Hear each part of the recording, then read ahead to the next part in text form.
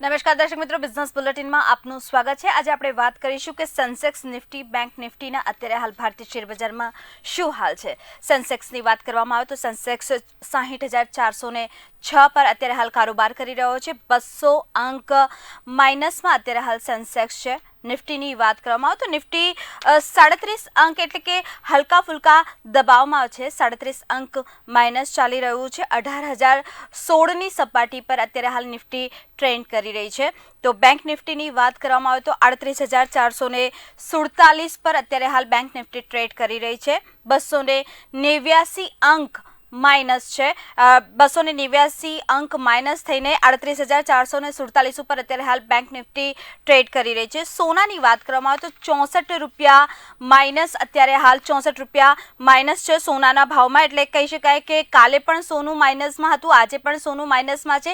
એટલે સોનું જે અત્યારે હાલ છે ભલે થોડાક જ રૂપિયા સાથે માઇનસમાં છે, પણ ધીરે ધીરે પોતાની ચમક ગુમાવી રહ્યું છે। 51,597 રૂપિયા સોનાનો આજનો ભાવ છે। ચાંદીની વાત કરવામાં આવે તો 417 રૂપિયા માઇનસ છે, એટલે કે ચાંદીનો ભાવ 66,712 રૂપિયા અત્યારે હાલ છે। રૂપિયાની વાત કરવામાં આવે તો રૂપિયો 76.87 પર અત્યારે હાલ છે। 76.87 પર અત્યારે હાલ રૂપિયાનો ભાવ છે। ડોલરની સરખામણીમાં કહીએ તો સમકક્ષ છે, એટલો ઘટાડો નથી કે એટલો વધારો પણ નથી, પણ 76.87 અત્યારે હાલ ડોલરની સામે રૂપિયો જદ્દોજહેદ કરી રહ્યો છે। ક્રૂડની વાત કરવામાં આવે તો 7,928 રૂપિયા ક્રૂડનો ભાવ છે। 213 રૂપિયા અપ છે ક્રૂડનો ભાવ।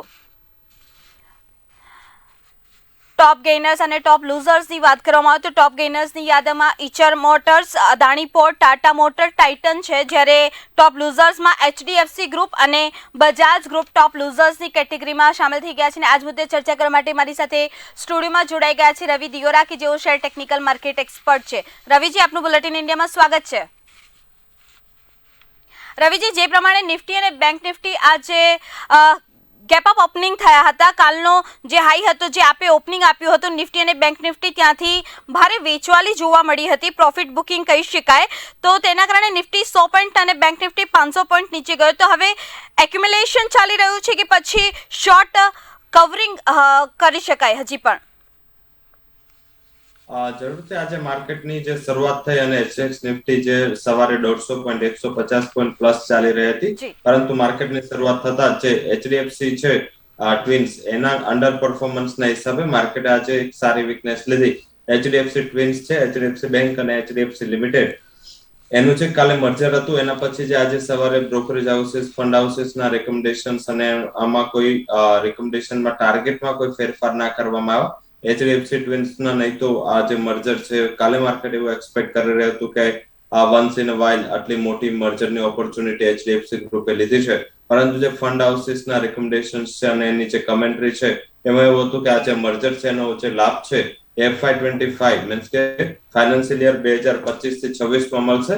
તો માર્કેટમાં અત્યારે થોડું જે બીટા હાઈ હોવાથી માર્કેટ શોર્ટ ટર્મનું વધારે જોતું હોવાથી માર્કેટ આને અવોઇડ કરી ત્યાં એક પ્રોફિટ બુકિંગનું જોર છે એ જ્યાં જોવા મળ્યું। સાથે તમામ હેવીવેટ છે, ઇન્ફોસિસ સાથે જોઈએ તો રિલાયન્સ ઇન્ડસ્ટ્રીઝ, આ તમામમાં અત્યારે એક વીકનેસનો માહોલ ચાલી રહ્યો છે અને જેના હિસાબે આજે બ્રોડર માર્કેટ ડેફિનેટલી સારા છે, સ્ટોક સ્પેસિફિક માર્કેટમાં રૂઝાન છે, પરંતુ જે ઇન્ડાઇસિસ છે નિફ્ટી અને બેંક નિફ્ટી, ત્યાં થોડું સેલિંગ પ્રેશર હાઈ લેવલથી બનતું જોવા મળી રહ્યું છે। મારા હિસાબે અત્યારે આ જ રીતે કન્સોલિડેશનનો માહોલ રહેશે। માર્કેટમાં કોઈ મોટી ઉથલપાથલની આજે શક્યતા ઓછી લાગી રહી છે અને આવતીકાલે એફઓએમસી ની મીટિંગ જે હતી ગઈ એના ઉપરની જે મિનિટ્સ છે આવવાના છે, સાથે આ વીકેન્ડમાં આપણી પોલિસી પણ આરબીઆઈ ની આવવાની છે, તો એ પહેલા માર્કેટ થોડું એક કન્સોલિડેશન ઝોનમાં જશે।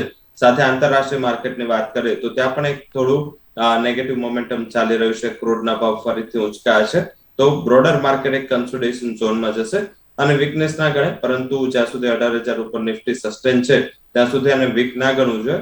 કોઈ પણ ડીપને થોડું ટ્રેડિંગ બાઉન્સ માટે બાઇંગની ઓપોર્ચ્યુનિટી તરીકે જોવું જોઈએ। રવિજી, ડાઉ જોન્સ છેલ્લા 2-3 દિવસથી ફ્લેટ ચાલી રહ્યો છે, જ્યારે નાસ્ડેકમાં ગઈકાલે રાત્રે ઉછાળો જોવા મળ્યો હતો, જેના મેઇન કારણ કહી શકાય કે ટેસ્લા અને એમેઝોન કહી શકાય, તેની અસર ભારતીય શેર બજારમાં ટીસીએસ જે છે 42 રૂપિયાથી વધારે છે। તો આને આપ કેવી રીતે જોઈ રહ્યા છો? જરૂરથી કાલે જે ટેસ્લાના ન્યૂઝ હતા એના હિસાબે થોડું ત્યાં એક સ્ટ્રોંગ પરફોર્મન્સ જોવા મળ્યું. અને સાથે જોઈએ તો ટ્વિટરના પણ જે સમાચાર હતા, ટ્વિટરના આમાં 9% જે પેસિવ સ્ટોક છે એ ટેસ્લાના પ્રમોટર દ્વારા એકવાર કરવામાં આવ્યું. તો આના હિસાબે માર્કેટમાં ત્યાં ઘણું એન્થુઝિયાઝમ હતું.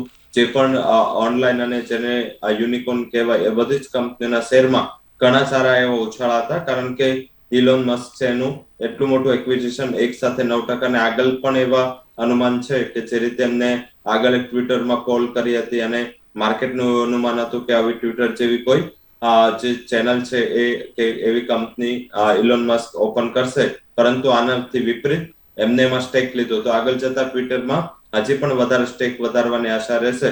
તો મારા હિસાબે તમામ યુનિકોર્ન્સમાં સારો ઉછાળો હતો. એની અસર ડેફિનેટલી ભારતીય માર્કેટમાં એટલી મોટી ના થાય, પરંતુ હા, ટીસીએસ માં જે અસર છે એ કાલે કેનેડિયન પેન્શન ફંડ ના સાથે જે મલ્ટી યર કોન્ટ્રાક્ટ વિન થયું યુએસ ની કંપનીમાંથી, અને મલ્ટી યર કોન્ટ્રાક્ટ વિન થયો. તો આ બે કોન્ટ્રાક્ટ આવવાથી ટીસીએસ માં એક સારો ઉછાળો છે.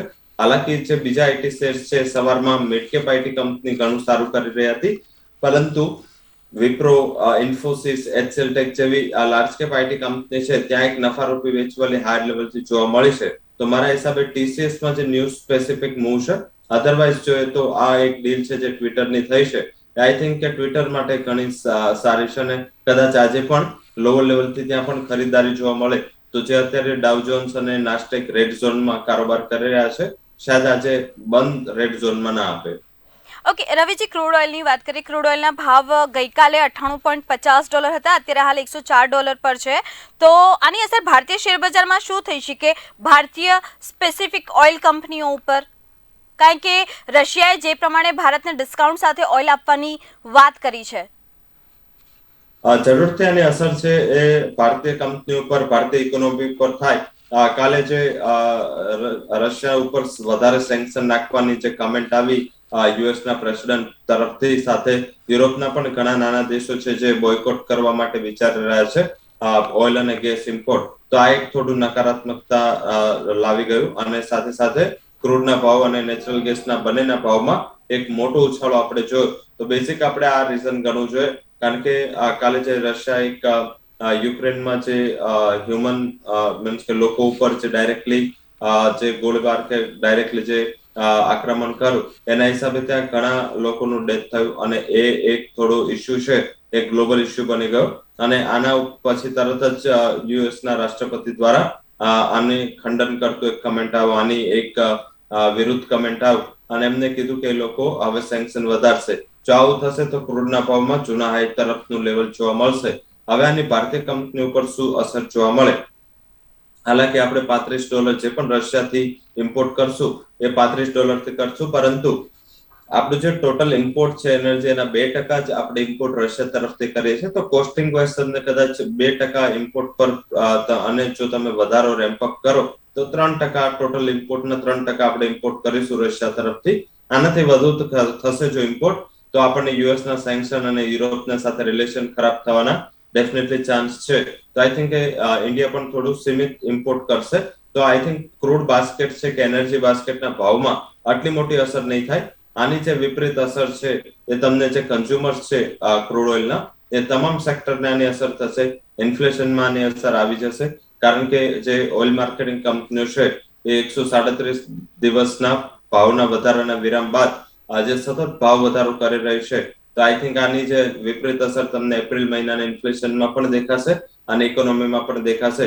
અને એની જે ડાઉનસ્ટ્રીમ કંપનીઓ છે, લાઈક તમે એમાં એવિએશન સેક્ટર લઈ લો, ઓઇલ માર્કેટિંગ કંપનીઓ લઈ લો, પણ ઓઇલ માર્કેટિંગ કંપનીઓ હાલાકી અત્યારે કસ્ટમર પર આ ભારણ નાખી રહી છે, પરંતુ ઓટો સેક્ટર લઈ લો, ત્યાં મને એવું લાગી રહ્યું છે કે એની અસર વિપરીત રહેશે. આની જો વિપરીત અસર નેગેટિવ રૂપિયા પર પડે તો ફાર્માસ્યુટિકલ સેક્ટર છે, ઇન્ફ્રાસ્ટ્રક્ચર સેક્ટર છે, અને સાથે સાથે આઈટી સેક્ટર છે, એના ઉપર એની સકારાત્મક અસર પડે. સાથે જે કંપનીઓ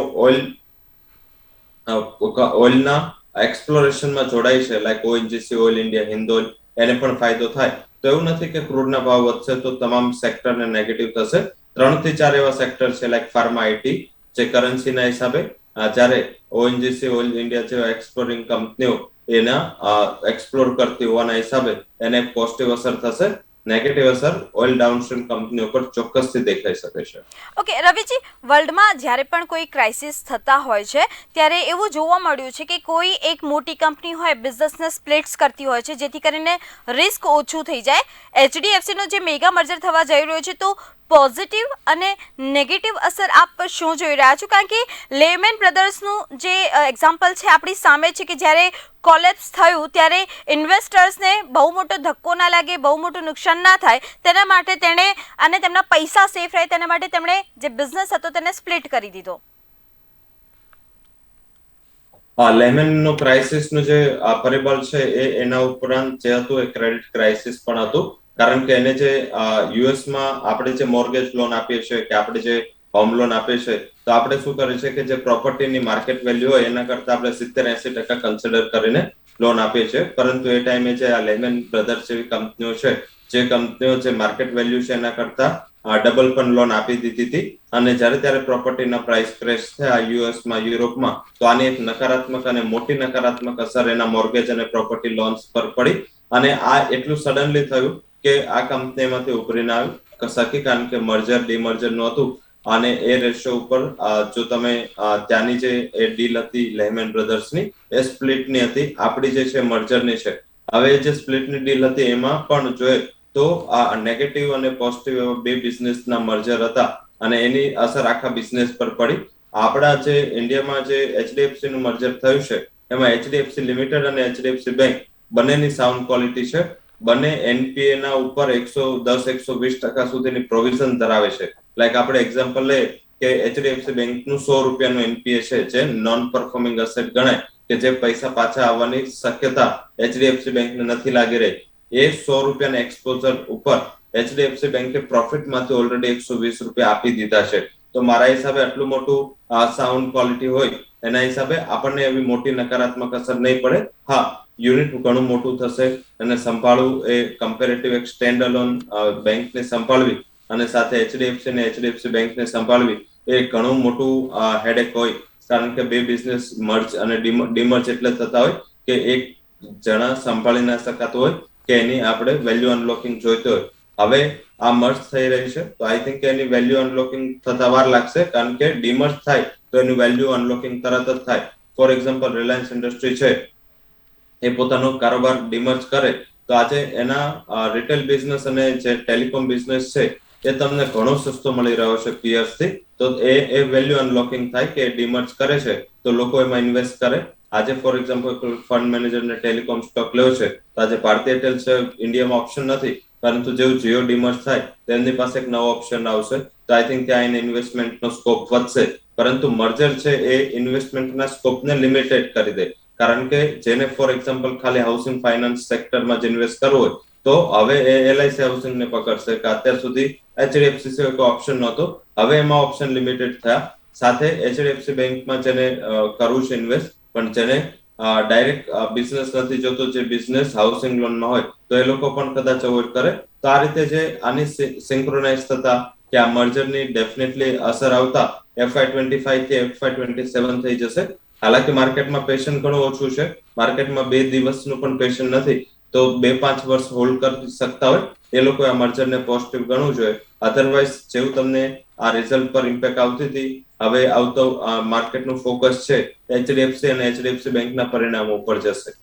ઓકે રવિજી, ઇઝી માય ટ્રીપની આપણે વાત કરીએ. ઇઝી માય ટ્રીપ કોરોના સમયની જો વાત કરવામાં આવે ત્યારે પણ મેજર ઘટાડો એટલો જોવા નહોતો મળ્યો અને અત્યારે હાલ પણ કંપની પ્રોફિટ કરી રહી છે. તો ફ્યુચરમાં આ કંપની વિશે આપનું શું પ્રોસ્પેક્ટ છે? જરૂરથી ઇઝ માય ટ્રીપ છે એમાં જે પણ નકારાત્મક અસર આવી જોઈતી હતી એટલે આવી નહીં, કારણ કે એ કંપનીને જે લિસ્ટિંગ પછી થોડું કંપનીના જે પ્રાઇસીસ છે કે પ્રોફિટ છે એમાં એક ઘણું સારું મેનેજમેન્ટ થઈ ગયું. અને નહીં તો જે આ સેક્ટરની કંપનીઓ છે, આ સેક્ટરની જે પણ ટુરિઝમ હોટલ ક્ષેત્ર આસપાસની જે કંપનીઓ છે એના પ્રોફિટમાં પણ ઘણું અસર પડી, મીન્સ એક લોસ મેકિંગ થઈ ગયા. અને ત્યારબાદ ત્યાં જે અસર આવી જોઈતી હતી એટલે અસર એટલે ના આવી કારણ કે જે રિકવરીની થીમ છે એ ઘણી સ્ટ્રોંગ પ્લે થઈ.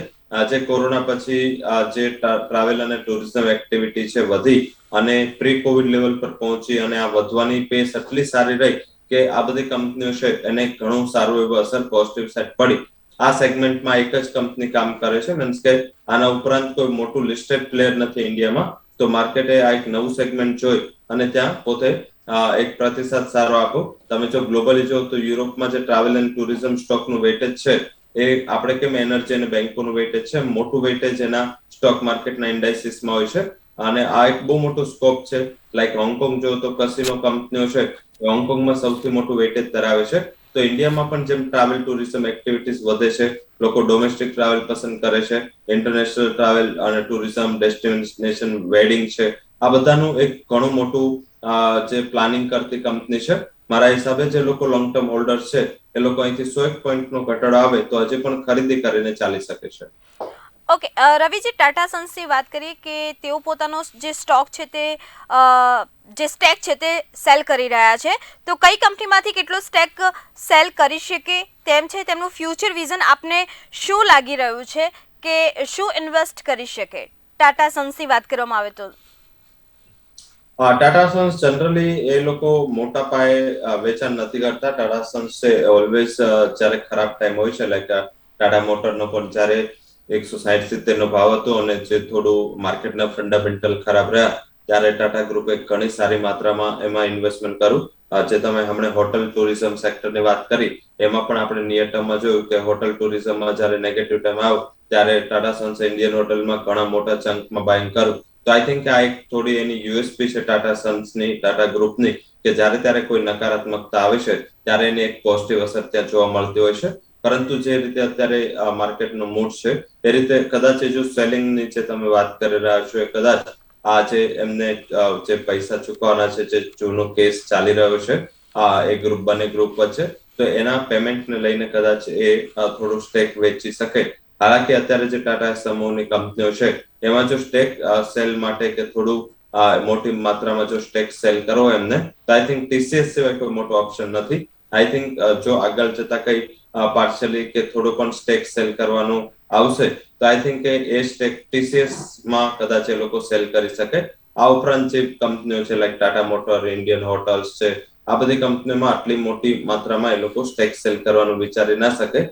એક ગ્રુપ કદાચ ટાટા સ્ટીલ હોઈ શકે, કારણ કે નીચેના લેવલથી આ ટાટા સ્ટીલમાં ઘણો મોટો ઉછાળો આવે છે, તો કદાચ ત્યાં એનું સેલિંગ આવી શકે. હાલાકી આની રીતે આના માટે હજી કોઈ કન્ફર્મ ન્યૂઝ નથી, પરંતુ જો ઇનકેસ સ્ટેક સેલ કેવી કોઈ વાત આવે તો આઈ થિંક આ બે કંપનીઓ છે ટાટા સ્ટીલ અને ટીસીએસ, આ બંને એની વેલ્યુ અનલોકિંગ ઓપોર્ચ્યુનિટી તરીકે જોઈ શકાય. રવિજી, આપણે જ્યારે એચડીએફસીની વાત કરીએ છીએ, એચડીએફસીના મેગા મર્જરની વાત કરીએ છીએ, ત્યારે એવા સમયે એચડીએફસી એએમસી અને એચડીએફસી લાઈફ, આ શેર વિશે આપ શું જણાવશો રોકાણકારોને? એચડીએફસી ની સ્કીમો અને એચડીએફસી એએમસી થોડું અંડર પરફોર્મર છેલ્લા 1 થી 2 વર્ષ રહ્યું છે. એના પરફોર્મન્સ પણ જો એએમસી ના જો મ્યુચ્યુઅલ ફંડ જેટલા છે એમાં આટલું સારું પ્રતિસાદ ના મળ્યું, સારું પરફોર્મન્સ નથી મળ્યું, કારણ કે થોડું એનો બીટા ડિફેન્સિવ હતું અને માર્કેટ છે એ નીચેના લેવલથી ઘણું સારું ચાલ્યું. તો ત્યાં થોડું એનું એયુએમ છે અને માર્કેટ શેરને થોડા પ્રશ્ન નડ્યા અને લાસ્ટ ક્વાર્ટરના પરિણામોમાં પણ એચડીએફસી એએમસી નો માર્કેટ શેર થોડો ઘસાયો હતો.